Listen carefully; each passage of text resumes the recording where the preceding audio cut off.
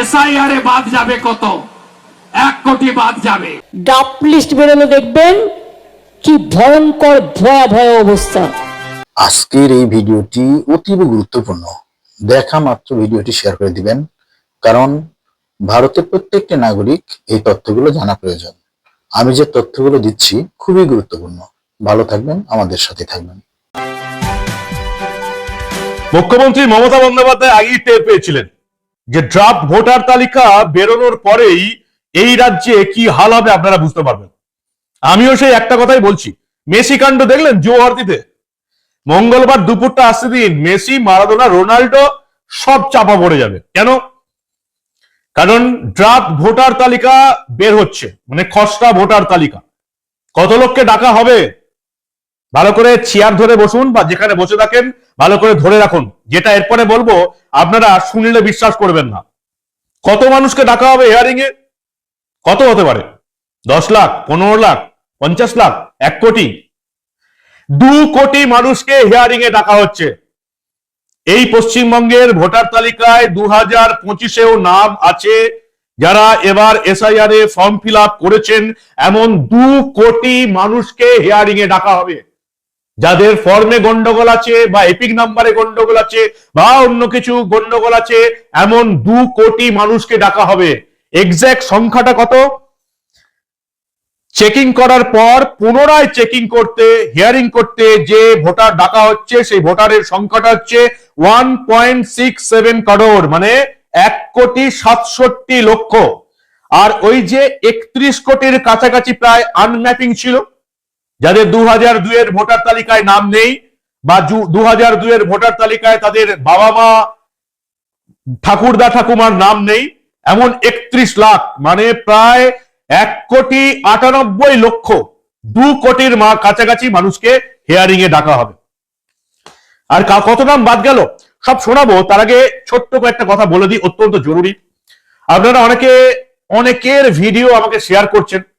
কেউ আমার সম্বন্ধে অনেক কথা বলেছে, কেউ এটা ওটা সমালোচনা করেছে। একদম গুরুত্ব দেবেন না, যেমন আমি দিই না। খবরটা শুনবেন, কে খবরটা করতে পারছে। আর এই যে তৃণমূল লটাচ্ছে না, তৃণমূলের ডিজিটাল গাধারা, বিজেপি টাকা দিচ্ছে টাকা দিচ্ছে টাকা দিচ্ছে। কেউ যদি স্পন্সর করেও সেটাও কোনো অন্যায় নয়। নবান্ন থেকে স্পন্সর করা হয়, জানেন তো? এই রাজ্যের প্রত্যেকটা, বেশিরভাগ খবরের কাগজ, টিভি চ্যানেলকে নবান্ন থেকে বিজ্ঞাপন দেয়। শুধু রাজ্য সরকার নয়, কেন্দ্রীয় সরকারও একেবারে সরকারি নিয়ম মেনে এই রাজ্যের বেশ কিছু বড় মিডিয়া, খবরের কাগজ, টিভি চ্যানেলকে বিজ্ঞাপন দেয়। তাদের কেন্দ্রীয় সরকারের লাভের লাভ কিছু হয় না। তারা কেন্দ্রীয় সরকারের কাছ থেকে বিজ্ঞাপন নেয়, কেন্দ্রীয় সরকারের বিরুদ্ধেই খবর করে, ভারতের বিরুদ্ধেই খবর করে। নবান্নও টাকা দেয়, কেন্দ্রীয় সরকারও টাকা দেয়, এটা নিয়ম, বিজ্ঞাপনের নিয়ম। কিন্তু নবান্ন টাকা দিয়ে প্রত্যেককে কিনে রেখে দিয়েছে। আপনারা যারা মনে করছেন তৃণমূলের যারা কর্মী সমর্থক, ডিজিটাল গাধা যারা বলেন না, এই ইউটিউবারদের কিনে রেখেছে, আপনারা জানেন আপনাদের কথা শুনে সবচেয়ে বেশি সুবিধা হয় বিজেপি নেতাদের।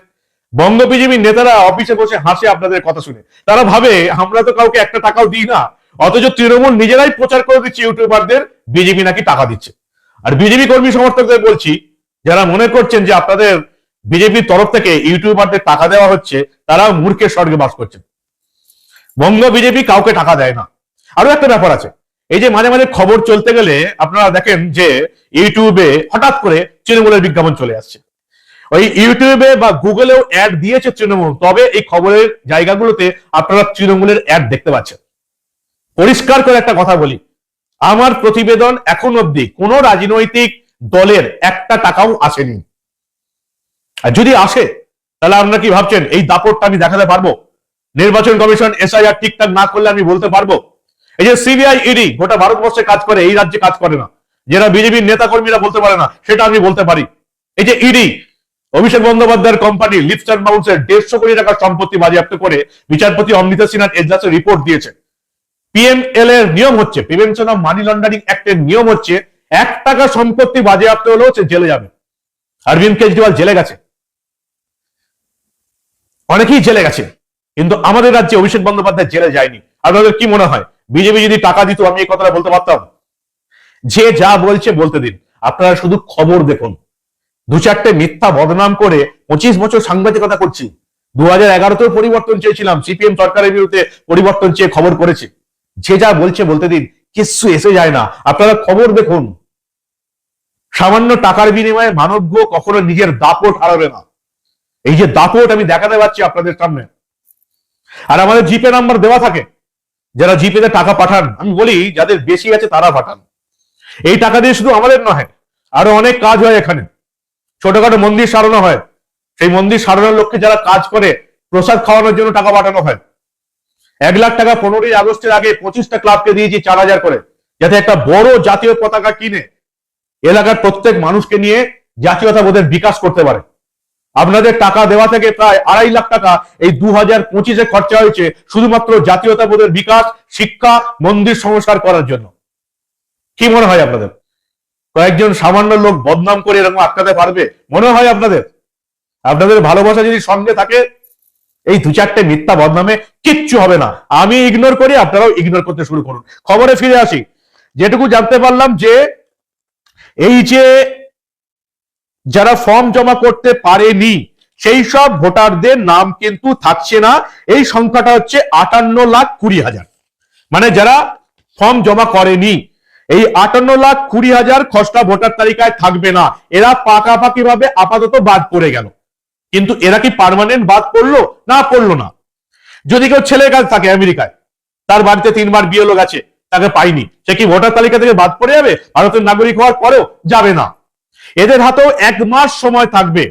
এই 1 মাসের মধ্যে এরা খসড়া তালিকা দেখে যদি দেখে ভোটার তালিকায় তাদের নাম নেই, 1 মাসের মধ্যে ডকুমেন্ট নিয়ে ফর্ম ফিল আপ করে নির্বাচন কমিশনে নিজেকে প্রতিপন্ন করলেই এদের নাম ফাইনাল ভোটার তালিকায় উঠে যাবে। ফলে এই 58,20,000 যাদের নাম খসড়া ভোটার তালিকায় থাকছে না, তারাও নিজেদেরকে ভোটার প্রতিপন্ন করার সুযোগ পাবে 1 মাস। কিন্তু বাকি এই যে যাদের এসআইআর এ গন্ডগোল রয়েছে 1,67,00,000 প্লাস প্রায় 31 লক্ষ আনম্যাপ, এই 1,98,00,000 ভোটারকে হিয়ারিং এ ডাক পড়বে। জানা গেছে প্রতিটি বিধানসভা এলাকায় 100 জন করে প্রত্যেক ঘরে শুনানি হবে। চিন্তার কোনো কারণ আছে? চিন্তার কোনো কারণ নেই। কারণ সিপিএম এর আমলে এবং বিশেষ করে এই তৃণমূলের আমলে যেভাবে ভুয়ো ভোটারদের ঢোকানো হয়েছে, তার জন্য আমাদেরকে এই হিয়ারিং এর সমস্যায় পড়তে হচ্ছে। রাজ্যের শাসক দল তৃণমূল কংগ্রেস এত ভুয়ো ভোটার ঢুকিয়েছে, যার জন্য আমাদেরকে নিজেদেরকে ভারতীয় প্রমাণ করতে হচ্ছে। কিন্তু আমরা সেটা করব। আপনাকে যদি হিয়ারিং এ ডাকে, আমাকে যদি হিয়ারিং এ ডাকে, আমরা যাব, নির্বাচন কমিশনকে সাহায্য করব ভোটার তালিকা ঠিকঠাক সংশোধন করার জন্য। কারণ আপনার মতো আমিও চাই এই রাজ্যের ভোটার তালিকায়, এই দেশের ভোটার তালিকায় কোনো ভুয়ো ভোটার থাকবে না, কোনো মৃত ভোটার থাকবে না, কোনো অভারতীয় ভোটার থাকবে না, জেনুইন ভোটার ভোট দেবে। তার জন্য এই কষ্টটা আমাদের একবার করতে হবে। চিন্তার কোনো কারণ নেই। কারণ নির্বাচন কমিশনের টার্গেট হচ্ছে কোনো ভারতীয় ভোটার, আসল ভোটার বাদ যাবে না, কোনো অভারতীয় ভোটার, নকল ভোটার ভোটার তালিকায় থাকবে না। প্রচুর সময় থাকবে, 1 মাস সময় থাকবে। হিয়ারিং এ ডাকা হবে। 11টা কাগজপত্রের যে কোনো একটা নিয়ে পৌঁছে যান। আপনি যদি ভারতের নাগরিক হন, আপনি যদি এই রাজ্যের বাসিন্দা হন, যে ধর্মের মানুষই হোক না, আপনি হিন্দু হতে পারেন, মুসলিম হতে পারেন, খ্রিস্টান হতে পারেন, কিচ্ছু এসে যায় না। আপনার কাছে তো সার্টিফিকেট থাকবে, আপনার কাছে মাধ্যমিক পাসের সার্টিফিকেট থাকবে। যদি মাধ্যমিক পাস না করেন, স্কুলে পড়ার সার্টিফিকেট থাকবে, 1-2 এ নিশ্চয়ই পড়েছেন আমরা, না হলে বাড়ির দলিল থাকবে, না হলে অন্য কিছু থাকবে, জমি বাড়ির দলিল থাকবে বাবা মার। 11টা ডকুমেন্টের 1-2 নিয়ে হাজির হয়ে যান, হিয়ারিং এ যান, আপনার নাম ভোটার তালিকায় উঠে যাবে। চিন্তার কোনো কারণ নেই। কারোর প্ররোচনায় পা দেবেন না। হিয়ারিং এ যাচ্ছেন মানে বিশাল কিছু কাণ্ড হয়ে গেল, আমাকে হিয়ারিং এ ডেকেছে, কোনো ব্যাপারই নয়।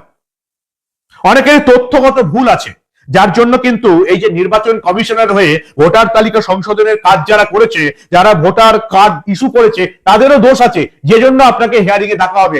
কেউ দোষ করলো, আপনাকে হ্যাপা পোয়াতে হচ্ছে। কিন্তু ভোটার তালিকা সংশোধন করতে হলে এইটুকু কাজ আমাদের করতেই হবে। তাই কোন রকম ভয় পাবেন না, প্ররোচনায় পা দেবেন না, গেল রব তোলার কোনো দরকার নেই, কারোর উস্কানিতে পা দেবেন না।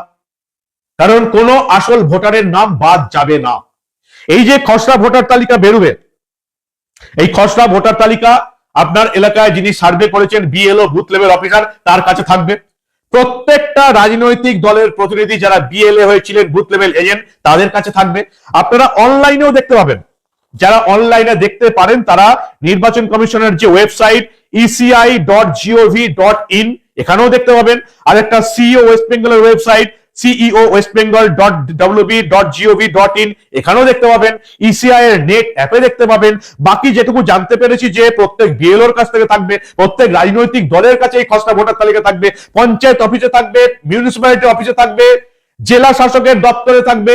এই খসড়া ভোটার তালিকা আপনারা প্রত্যেককে দেখতে পাবেন কার নাম বাদ গেল।